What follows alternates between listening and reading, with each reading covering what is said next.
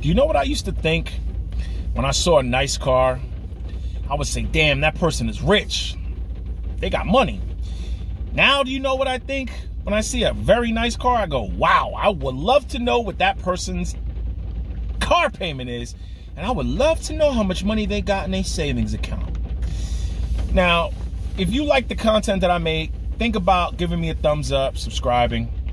Because what we try to do on this channel is we try to avoid problems before it happens. You can never avoid every mistake or every problem. It's just going to happen. The world is something where you can try to do everything right and somebody else who's messing up could ruin your life. But we try to hope for the best and plan for the worst. Shout out to a subscriber, Joe Armstrong. I believe he's retired military. He mentioned something in a comment of one of my last videos, and I wanted to come out and say this.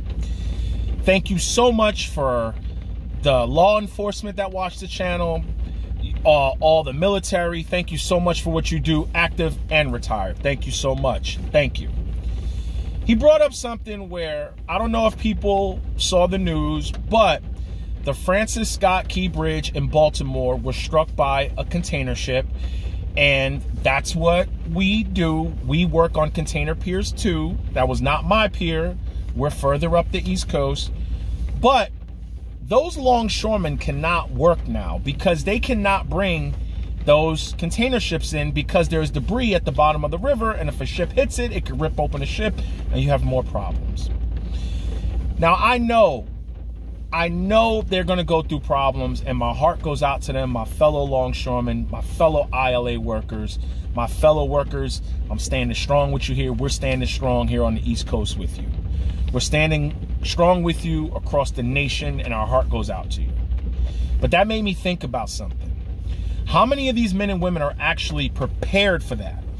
Meaning, I work with a lot of people, and I always say, people make really good money, but how much do they actually have if an emergency happens?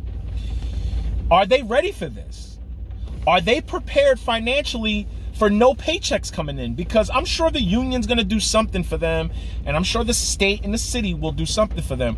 But they might not give them enough to subsidize their lifestyle, meaning the car payments of them and their spouse, their mortgage, their kids' tuition. What will people do? And this is why I always say having a cash surplus, in my opinion, is more important before you invest. Before you invest, having a cash surplus 6 months to 8 months to even a year is more important than investing. Here's why. In my opinion, you can have your money in index funds, stocks, mutual funds, crypto, real estate. It doesn't matter. If you do not have liquid cash, you're going to have to sell some of that stuff, or you're going to have to take out loans. Either way, it's bad. Loans, bad. Interest rates are crazy.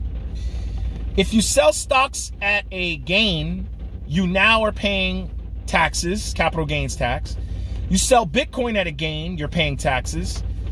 You're forced to sell another real estate or home, you might not get what you paid for it. There's closing cost fees. If you sell your crypto at a loss, you sold at a loss. A lot of people that sell index funds and stocks and cryptos at losses, they never put the money back. You just created problems for yourself. This is why I say cash is not trash. In my opinion, this is why I sold my Shelby recently. Some of you may know. I sold my Shelby because I wanted a bigger cash surplus. In my opinion, we are running too hot in the country. Things are too high. Everybody's, everybody's throwing money around. Cars and crypto and index funds and stock markets are all-time highs. But in my opinion, before I sell anything, I'm selling toys. I'm selling jewelry I don't wear, clothes I don't wear, Xboxes I haven't played, toys, cars, boats. I'm getting rid of that. When you sell that, the IRS don't care. They don't know. You sell a car, the IRS don't know. Even if, in my opinion, Even if I sold the Shelby at a loss, which I did, but I kind of broke even after I canceled the warranty and took it off the insurance. I pretty much broke even, kind of, give or take 2,000 or 3,000. You take that money and you invest that or somewhere else, in real estate somewhere else, or you give yourself a cushion to sleep better at night. That's the peace of mind to me. This is why I laugh when people get up here and go, we're making money, we're making money. Yeah, we're all making money, we all. But how much money do you have if an emergency happens? We were sitting down to dinner and my girl was like, well, babe, if that happened to us, what will we do? I'm like, boo, we're good. She was like, yeah, I know, but it would suck. I was like, yeah, it would suck. But if my job told me we're not going to have work for a month to 6 months, I said, babe, you can work remote, right? She was like, yeah. What do you think I'm thinking? We out. Aruba, here we come. We gonna fly the dog down there and we gone. Why would we stay here? Why? If I got no work and she can work remotely, we out. We'll wait for all the reservations to clear out because you don't want to get a bad review. If you cancel someone's reservations, they'll give you a bad review. You wait. And then you block out for like a month or 3, 4, have the family come visit you. We out. We good, boo. We good with the cash. This is why I say having cash is not trash. It's not. Now, I made a video back in September. Ben Felix made a video. Some of you may have seen this. Here's what it looks like. And I'm gonna put the link in the description where having cash is not trash. Before you start investing, I've always said, have cash and pay off your debts. Then you can get into the investing, and if you want to play around with the cryptos and individual stocks, do you.